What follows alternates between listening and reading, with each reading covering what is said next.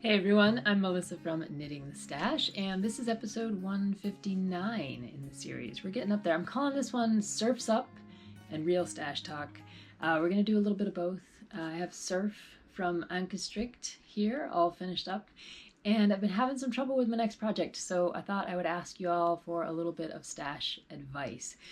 But usually I do a little intro before we get into all that. So if you are new, welcome. It's lovely to see you. This is a podcast that generally is about design, modification, design principles, a lot of garments. That's what we do primarily here. But if you are coming back, you know that already. So welcome back, and it's nice to have you up in the yarn room on this. It's Saturday when I'm recording. I think this will go live on Sunday as usual. It is promising to be a stormy weekend here, but we're headed toward the 70s and 80s in the next week, so we'll see how that goes. I have not been up in the yarn room very much, and Tink is moving around, so you might hear little doggy footprints in the background. I have not been in the yarn room very much because of two things. Number one, we've been planting hundreds of trees again this year, which is something we do in April, and it takes a lot of time, as you might imagine. So we've been planting chestnut trees and fir trees and other evergreens, so tons of trees going on. I think so far we're at about 250. I think we have another 100 to go. But I'm here, so, and I'm losing my voice. So that's one thing. The other thing is it's April, and I'm a professor, and so April is, as they say, the cruelest month. There's been a lot of work stuff going on, but good news. For those of you who have been following the book writing saga, chapter 4 is drafted. Yes. Sure, it needs some tweaks and fixes and things, but I have 4 solid chapters now drafted. I'm going on to the introduction, conclusion. I'm hoping this book about textiles and chemistry is going to be wrapped very soon, and hopefully we'll find some place in the world. So yeah, if you've been following that saga, chapter 4 is good. Yeah, that's been on my mind this April, along with digging in the dirt and planting trees. So it's kind of a miracle that I got any knitting done at all. I did finish up that Musselburgh hat that I told you all about last episode. I'm trying to make a couple of hunting season hats for Spencer and I, because we're always out walking and hiking, and we prefer to stay visible. So the dogs have bright orange, we have bright orange, but those kind of cruddy hunting hats that you can get at the, dime store or whatever, they're not super warm, so we're always wearing them over our other hats. So I finished another Musselburgh, and I just started a second. So the Musselburgh hat trend continues in my life as well. So I was knitting that. So in today's episode, after all of that preamble, what we're going to do is a little shop update, because the knittingthestash.com Flock Farm Yarn shop has gotten some new fiber, which I think you'd be excited about. I have the Ankestrick Surf sweater, and then, like I said, I have some stash questions for you, because I've been trying to think about the next project, and each time I go to my stash, the yarn just isn't working out. It's like I want to stash dive, I want to use my stash, but I think I'm going to destash, and so watch the website for more destashing, probably sweater quantities of stuff, for those of you who like to do a little destashing like I do. So let me do the shop update, and in doing that, I should mention, if you're looking for me anywhere else on the internet, I am Knitting the Stash, Ravelry, YouTube, Instagram, the blog, everywhere, Knitting the Stash. And knittingthestash.com is the website where you can find all links to everything, including the Flock Farm Yarn shop and all my online classes. So I do online modification classes if anybody's interested. And the shop update. So one of the yarns that we have had in the shop for, I think, almost since I started it a few years back, is Joanne Mackey's Georgia Rustic Wool, which people love that yarn. It's beautiful, spun really well. It's from Gulf Coast Native Sheep, and a few episodes, well, it's probably a lot of episodes now, but many episodes back we talked about Gulf Coast Native Sheep. They're a really interesting breed in that they're kind of hardy. They often live in kind of warmer climates. They're really kind of hardy, cool sheep.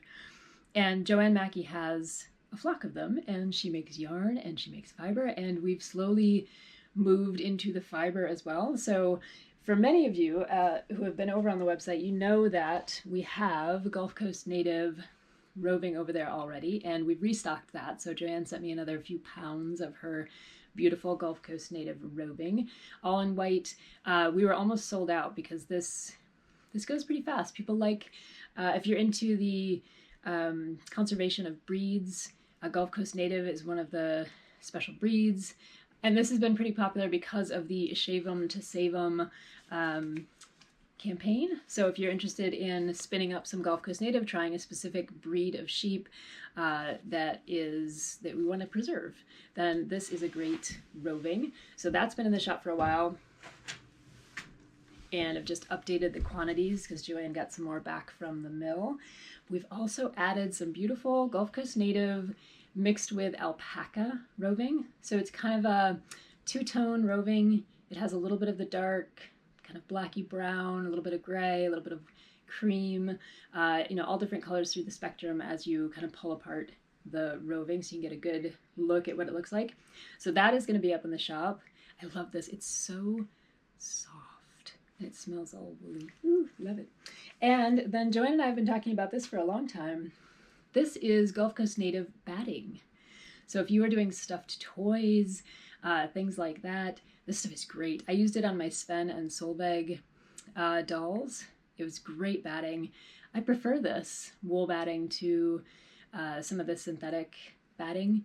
It kind of like fills in the space a little bit better. It's warmer. It's just more natural. It's sheepy. How can you go wrong, right? So this is Gulf Coast native batting. So all three of those are up in the shop, along with a couple of other. I think there's still a little bit of fiber left from Leaf Livestock up there. I had to talk to Anne about restocking a little bit of that fiber as well.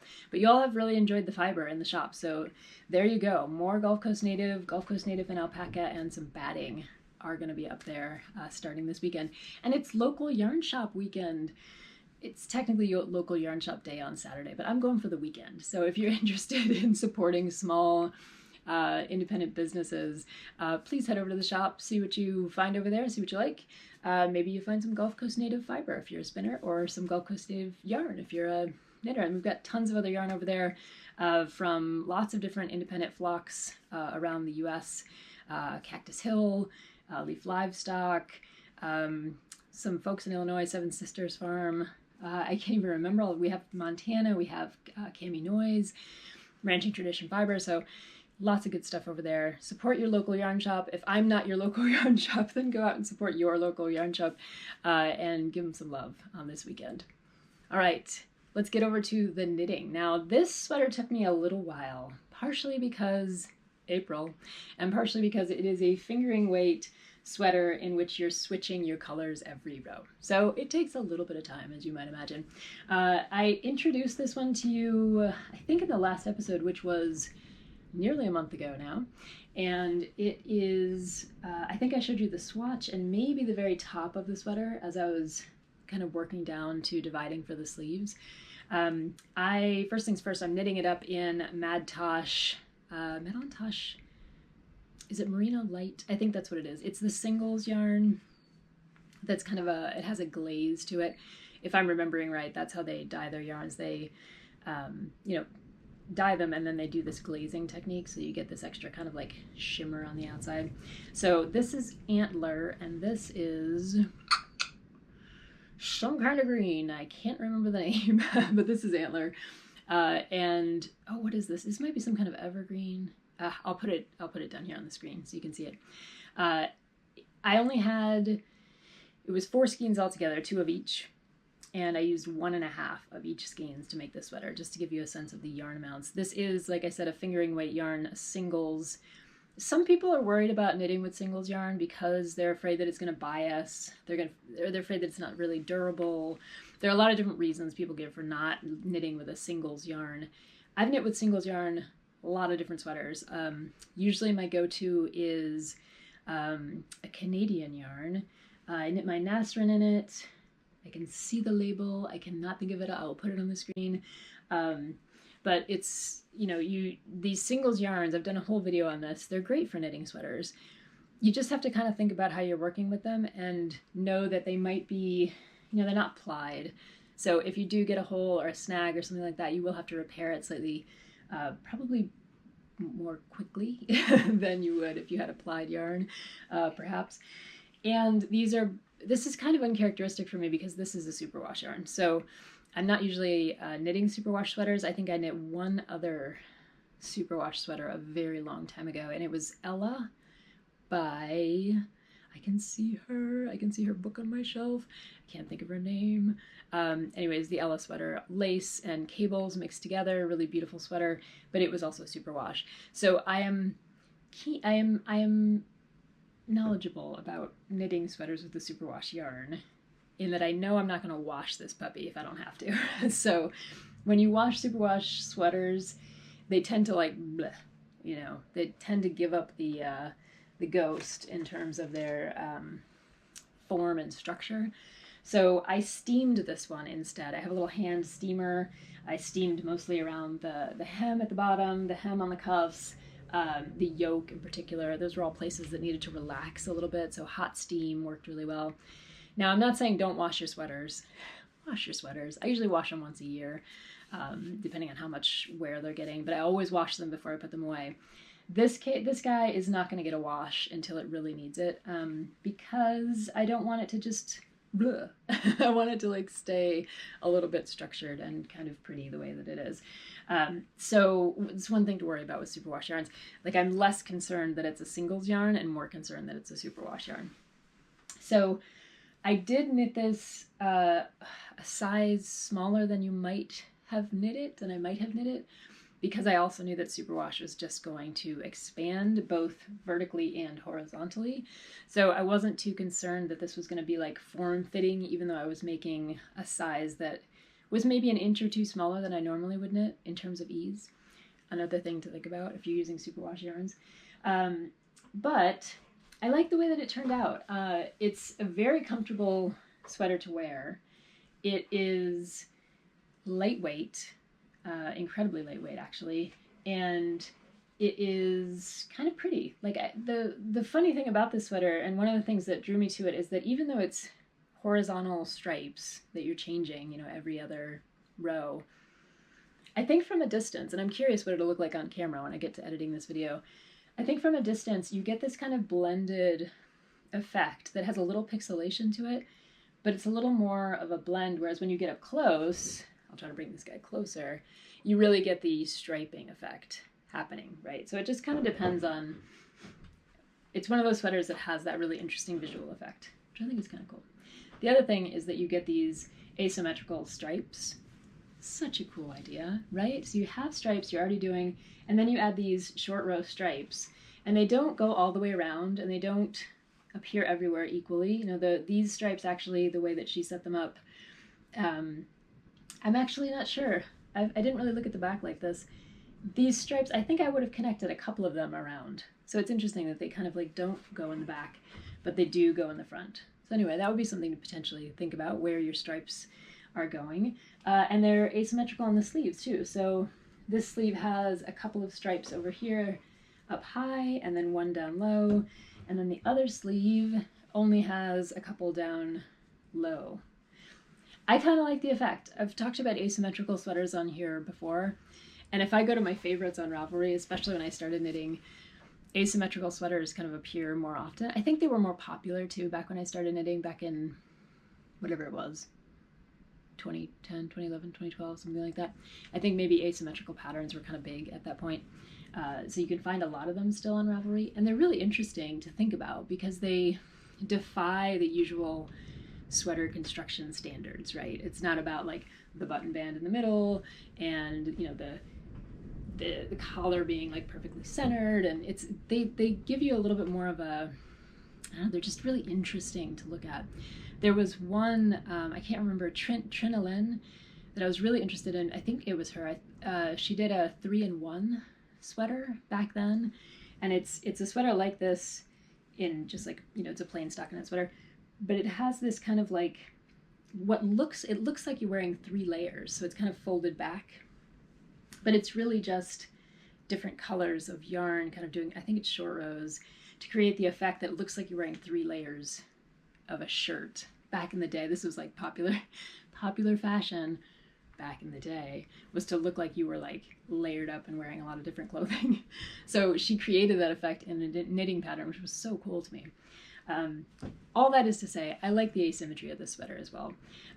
There were a couple complaints. I always go to the Ravelry project pages, as I know all of you do as well, to check out like what other people did, what they didn't like, how to do things, what went wrong. A lot of people said they didn't like the way the increases looked in the yoke. And I can kind of understand that because you can see them a little bit. I'm not sure if you'll be able to see them from back there, but there's a row of increases here, there's one here, and there's one here. And that's in addition to the increases that you're also doing for this kind of, it's a raglan, but it's also like a faux raglan because you're also increasing in the yoke, the circular part of the yoke. Anyway, it's like a combo deal. So some people said they didn't like the look of the increases, and I can kind of see that. What you end up with is one leg of your stitch being slightly elongated here. I didn't use her increases though. I just did make one left. She had some other increase that was going on. I just used a make one left, and I thought it was less visible than her increases, and I kind of like the way that it ended up looking. It doesn't bother me in the way that it might maybe bother other people. Plus there's so much going on in terms of the striping and the asymmetry that I just don't think that little bit of pixelation at the top, for me, to my eye, it doesn't really bother me that much. But it was something that was raised. Another thing that for me was a little tricky was, you can see the hem down here.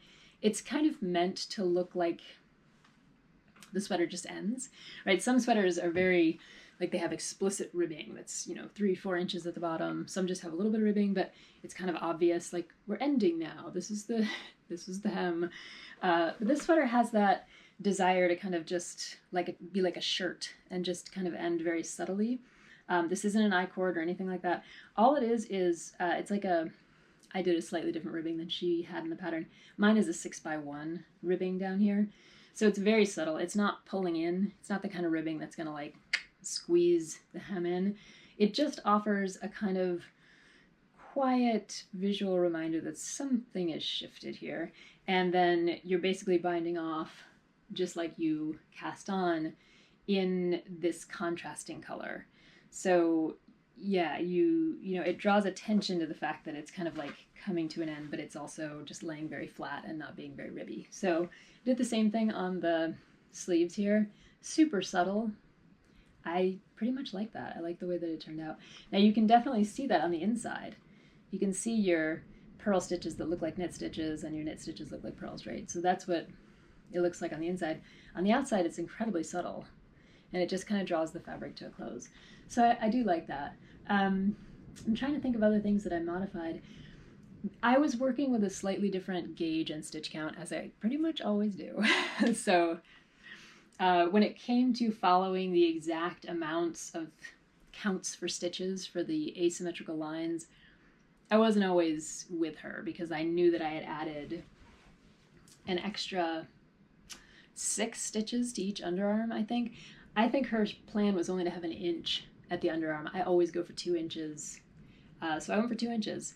And so I knew I had added stitches there. So as I was going around, I was trying to add those stitches into the counts mentally so that I would kind of create about the same stopping and starting point for these asymmetrical lines as she had. But I knew I was working with a slightly different stitch count. And you may notice, I still have some tassel back here. I haven't woven in my ends because I'm not sure I like the length. I think in the pattern it was supposed to be even longer than this. The superwash, like I said, relaxes vertically as it does horizontally. And I think it relaxed a little bit more than I had expected. And so I'm tempted to pop off this ribbing at the bottom and shorten it up by about an inch. The trick with that though is that I do have this asymmetrical stripe down here, and I kind of like it. And so taking out the ribbing would necessitate moving this stripe up. So it would mean actually taking out probably like 2 inches, redoing the stripe, and then redoing the ribbing. I'm not sure I'm up for that right now. So, plus this kind of looks cute. I'll put some pictures in here. It looks cute as it is. It's not a length that I usually go for, but I do think it's flattering. And you can almost tuck it in a little bit to like a pair of jeans and it looks kind of cool. So I'm torn whether or not I want to actually muck around with this. I think it'll probably end up just staying this way. This really is a layering piece. It just feels like the kind of thing that you would wear under like a jacket or something like that. So I might just not mess with it. It might just be absolutely perfect and I need to just accept that. Sometimes we need to accept that as knitters, right? So that's all going on. I think I might have modified a little bit of the increases.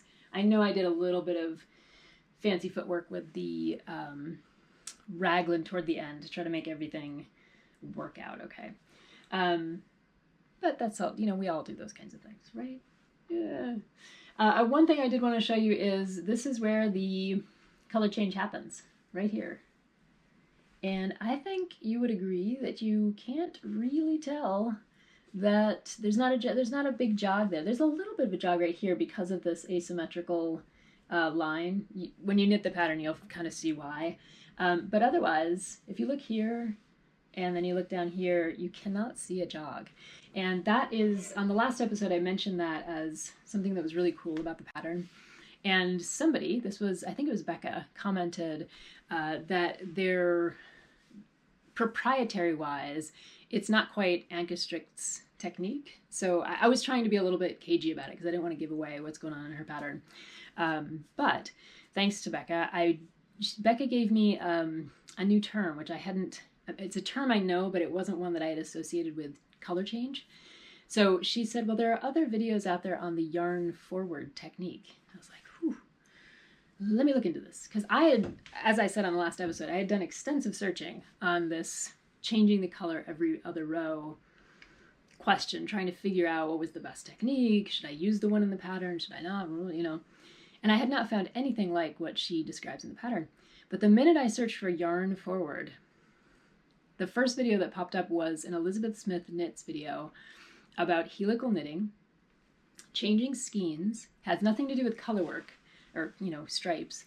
It had everything to do with working with independent yarns that might have a slight color variation between skeins.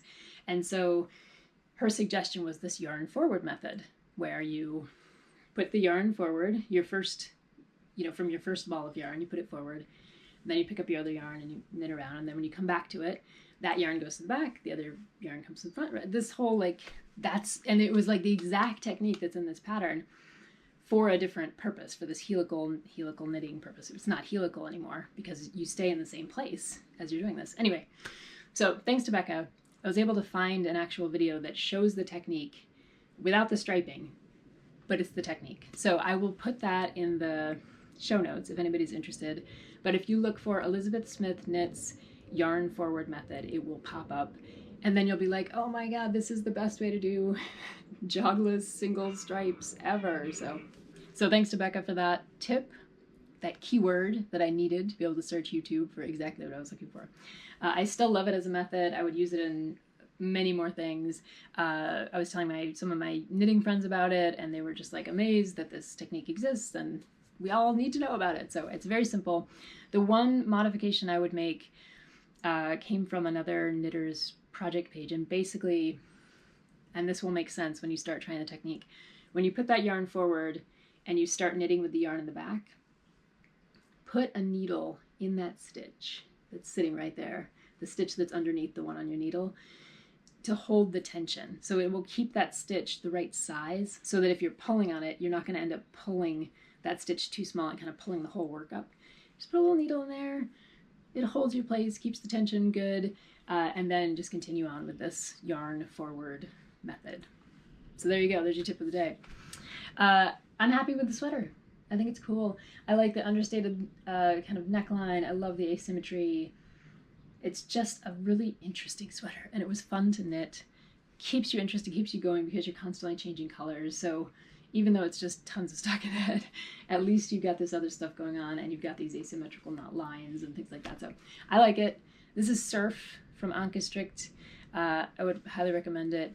And I really recommend that technique for swapping up your stripes. Okay, as promised, I finished my sweater. Sure, I have some Musselburgh hats on the needles, but I'm looking into new sweaters, and I thought I never really knit spring, summer, tank top kind of stuff, and I thought, well, let's look and see. I found 3 patterns that I loved, went up to my yarn stash, because I'm committed, like many of us are, to knitting from our stash rather than buying new yarn. And I just don't have that kind of yarn in my stash. I don't have like a cotton wool blend. I don't have like a lot of linen. And the stuff that I do have is in very strange colors. So I have like a kind of like lively purple and a kind of like burnt orange, rusty red. And neither of those are really so good for me. Like, I'm not really into wearing that kind of color.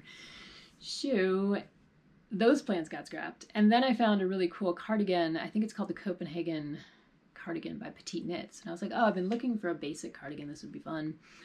I go up to my stash to try to find stuff, and it's like, there's a lot of things that are close, but not quite, right? And so I'm beginning to come back to this idea that if you want to knit from your stash, you have to start with the stash. You can't necessarily start with the pattern as easily, right? If you start from your stash, you're like, I'm going to find a pattern for this yarn. And you can do Ravelry searches that search for that yarn. You can make your own designs. You can figure out how to modify your gauge to get that yarn to work, you know, things like that. But you have to kind of start from the yarn. I'm going back to that at this point. But what it makes me think is that I also need to be a little bit more choosy, selective, whatever, about the yarn that I'm keeping in my stash. Many of you know, if you've been over on knittingthestash.com, I have a destash page over there, and I destash quite a bit of beautiful yarn that I loved to love. But it's not working for me at this point in my life. So maybe it's stuff that I acquired before, maybe it was something that was on sale, maybe it was something that I thought I would love but didn't work out. So there's usually a lot of really nice yarn over there, sadly and not so sadly. But I think what I need to do is add more to the destash page. I need to go through that process of kind of recognizing that if I'm gonna knit from my stash, it needs to be something that I really love, and it needs to work. You know, it can't just be like that random lot of yarn that I bought because it was like on sale or somebody was destashing it or I wanted it to have a good home. It needs to be yarn that's actually going to work for me. So I am probably going to have to buy some yarn or do some funny business with the yarn that I have.